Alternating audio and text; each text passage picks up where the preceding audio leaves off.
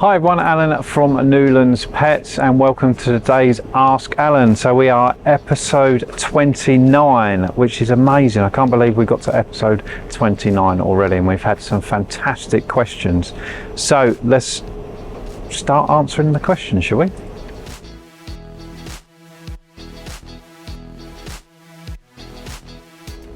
So question 1, can my dog choke on rabbit ears?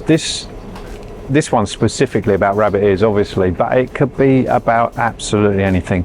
The simple answer is yes, your dog can choke on pretty much anything. And although we don't know anyone it's happened to, I've heard stories of dogs choking on kibble and all sorts of stuff. So it is well worth always being very vigilant when you feed something to your dog. Now, a dog isn't necessarily more likely to choke on a rabbit ear than they are a pig's ear or an antler or tennis ball or anything, to be honest. So always be vigilant. So the answer is yes, but equally on the other side, it's not as likely to happen on something like that. So it's always worth considering whenever you give anything to your dog, it could choke on it, especially a chew that's going to last for a little while. So just be vigilant. It doesn't mean you don't give it to your dog. Like I said, tennis balls, strictly speaking, are the one thing that people give to their dogs that they're most likely to choke on. But the reality behind it is there's no one saying don't give your dog a tennis ball. So just be aware of it, but it's not more likely than something else.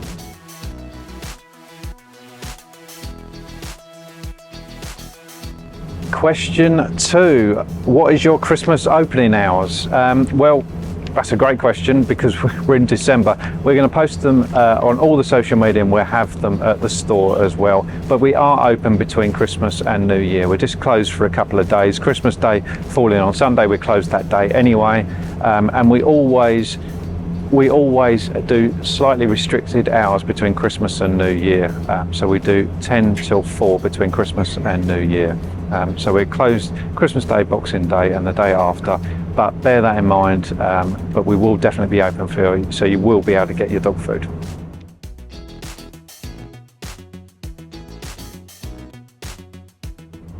Question 3, why do you only sell Y-shaped dog harnesses? There's a very, very good reason for this. So the Y-shaped harness, so the new dog harness we've got, plus the red dingo harness and the rough wear harnesses, they're all Y-shaped harnesses. What that means is, and it's hard to show without a harness, but what we're looking for with a harness is still for the dog to have natural movement around their shoulders. There's a lot of harnesses out there that really go right across the shoulders and they restrict the movement for the dog. So we don't want that, so that's why we only sell Y-shaped harnesses. There may be other harnesses out there that don't restrict as well. It just so happened that the Y-shaped harness is the most popular around, so that's why we've got those. But it's realistically, we're not always only going to sell Y-shaped harnesses, but what we are going to do is only sell harnesses that don't restrict the movement around the shoulders for the dog.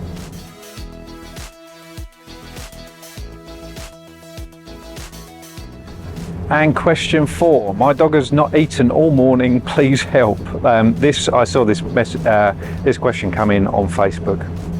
It wasn't a specific Ask Alan question, but it came in on Facebook and we wanted to answer it because it's so common. A dog not eating for that period of time, it says not eating all morning. It's not much of a concern, to be honest with you, and it is so common. But lots of people get worried about it. Now, there may be so many different reasons for this. If it went on for a bit longer, so a whole day or 2 days, we're probably going to start saying that it's overfeeding.